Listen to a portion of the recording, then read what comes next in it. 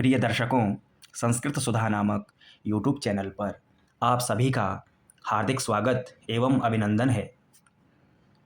प्रिय दर्शकों, आज का हमारा प्रकरण है दीपकम पाठ्यपुस्तक के अंतर्गत प्रथम पाठ का उच्चारण स्थान। दर्शकों, जिन अक्षरों का हम उच्चारण करते हैं, जिन वर्णों को हम बोलते हैं, उनके उच्चारण में एक वैज्ञानिकता छिपी हुई है। कैसे हम उन वर्णों का उच्चारण करते हैं, अर्थात किन अंगों के प्रयोग से वह वर्ण बोले जाते हैं, आइए समझते हैं। यह विषय सभी के लिए अत्यंत आवश्यक है कि हम यह जानें कि उन वर्णों को हम किस प्रकार से, किन अंगों की सहायता से बोलते हैं। दर्शकों, वर्णानां षट् उच्चारण स्थानानि भवन्ति। वर्णों के अर्थात अक्षरों को बोलने के लिए हमारे मुख में 6 प्रकार के उच्चारण स्थान होते हैं। वह उच्चारण स्थान है, पहला है कंठ, दूसरा है तालु, तीसरा है मूर्धा, चौथा है दंत, पांचवा है ओष्ठ और छठा है नासिका। आप चित्र के माध्यम से देख पाएंगे कि कंठ में को जब दर्शाया गया तो कंठ का अर्थ है गला। तालु एवं मूर्धा, ओंठ, दांत और नासिका को भी इसी प्रकार से चिन्ह के माध्यम से प्रदर्शित किया गया है। आप चित्र के माध्यम से सरलता से समझ सकते हैं। दर्शकों, आप देखते हैं कि किन अक्षरों को हम कंठ की सहायता से बोलते हैं। तो इसमें एक सूत्र आता है व्याकरण का, अकूह विसर्जनीयानाम कंठः, अर्थात अ, आ और क वर्ग यानी क, ख, ग, घ, ग एवं ह और विसर्ग का उच्चारण स्थान जो है वो कंठ है। गले की सहायता से हम इन वर्णों को बोलते हैं। साथियों, इसमें एक बात ध्यान देने योग्य है कि वर्गों के जो अंतिम अक्षर हैं, जैसे क वर्ग का अंतिम अक्षर ग है, इसका उच्चारण स्थान कंठ के साथ नासिका भी होगा। वर्गों के अंतिम अक्षर उच्चारण स्थान के साथ साथ नासिका से भी उनका उच्चारण होता है। यह आपको हर वर्ग में ध्यान देना होगा। साथियों, आगे देखें। दूसरा जो उच्चारण स्थान है वह है तालु। तालु में सूत्र है इचु यशानाम तालु, अर्थात ई, च वर्ग च, छ, ज, झ, य और य और तालव्य श का उच्चारण तालु से किया जाता है। आगे जो मूर्धन्य वर्ण है, मूर्धा से जिनका उच्चारण स्थान है, इसके लिए सूत्र है रेटु रसानाम मूर्धा, अर्थात री, ट, ठ, ड, ढ, ण, र एवं मूर्धन्य श का उच्चारण स्थान मूर्धा है। मूर्धा की सहायता से इन वर्णों को बोला जाता है। साथियों, चौथा उच्चारण स्थान है दंत्य, अर्थात दांतों की सहायता से बोले जाने वर्ण हैं लृतुलसानाम दंतः। लृ, त वर्ग त, थ, द, ध, न एवं ल और दंत्य स, ये वर्ण दांतों की सहायता से बोले जाते हैं।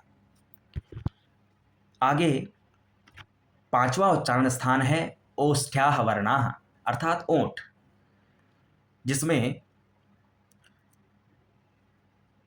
उपपद्मानीयानाम ओष्ठौ, अर्थात उ, प, फ, ब, भ, म, ये सब वर्ण ओष्ठ की सहायता से बोले जाते हैं। और अंतिम उच्चारण स्थान है नासिक्यः, अर्थात नासिका।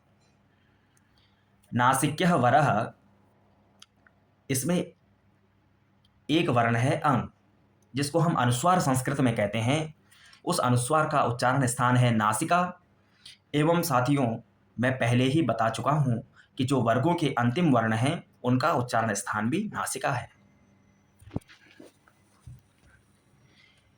कुछ वर्ण ऐसे हैं जो दो उच्चारण स्थानों की सहायता से बोले जाते हैं। जैसे ए और आई है, ये तालु और कंठ इन दोनों की सहायता से बोला जाता है। ओ और आओ, ओष्ठ और कंठ इन दोनों की सहायता से बोला जाता है। साथियों, उच्चारण स्थान के साथ साथ में इनको उच्चारण करने में जिह्वा का सबसे महत्वपूर्ण योगदान है, अर्थात जिह्वा के द्वारा ही इन उच्चारण स्थानों का स्पर्श किया जाता है, तब ही हम इन वर्णों का स्पष्ट रूप से उच्चारण कर पाने में समर्थ हो पाते हैं। अर्थात किसी वर्ण को बोलने में, उसका शुद्ध उच्चारण करने में जिह्वा एवं उसके उच्चारण स्थान का होना आवश्यक है। साथियों, जो व वर्ण है, ये दंत और ओष्ठ इन दोनों की सहायता से बोला जाता है। अब हम देखते हैं कि वर्णों को तीन प्रकार में, अर्थात ह्रस्व वर्ण की मात्रा, दीर्घ वर्ण की मात्रा और प्लुत वर्ण की मात्रा। जैसे यहाँ पर एक अक्षर दिया है ऊ, ऊ, ऊ, इन तीनों का इस प्रकार से उच्चारण स्थान होता है।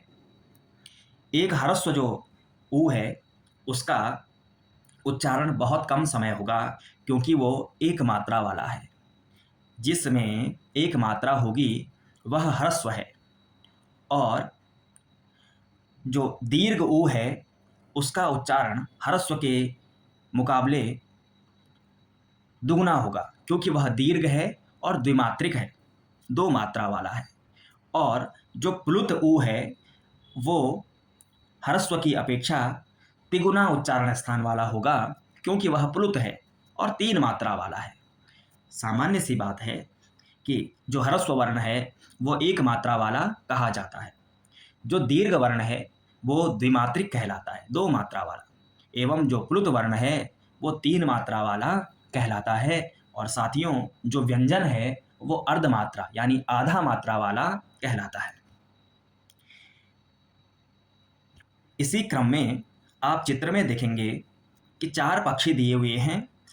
किस पक्षी का उच्चारण स्थान कैसा है, किस प्रकार से वो उच्चारण वर्णों का करता है, जैसे श्लोक दिया है, आप देखेंगे स्क्रीन में। चासस्तु वदते मात्रां द्विमात्रं त्वेव वायसः शिखीरोति त्रिमात्रं तु नकुलस्त्वर्धमात्रकम्। जो चासह, जो नीलकंठ पक्षी है, वो एकमात्र ध्वनि करने वाला है। एकमात्र अर्थात ह्रस्व वर्ण को वो प्रदर्शित करता है। जो वायसह, जो कौवा है, वो द्विमात्र यानी द्विमात्रिक ध्वनि को उत्पन्न करता है, अर्थात जो दीर्घ स्वर को परिलक्षित करता है। तीसरा जो शिखी मयूर, जो मोर पक्षी है, वो त्रिमात्र ध्वनि करता है, तीन मात्रा वाली ध्वनि को उच्चारित करता है, जो पुलुत का द्योतक है। और साथियों, जो नकुल पशु है वो अर्धमात्रा की ध्वनि करता है। अर्धमात्रा से किसका ग्रहण होगा? व्यंजन वर्णों का ग्रहण होगा। तो दर्शकों, आज हमने इस वीडियो के माध्यम से वर्णों के उच्चारण स्थान को जाना कि किस प्रकार से जिह्वा और उच्चारण स्थानों की सहायता से इन वर्णों का स्पष्टतया उच्चारण हो पाता है। धन्यवाद।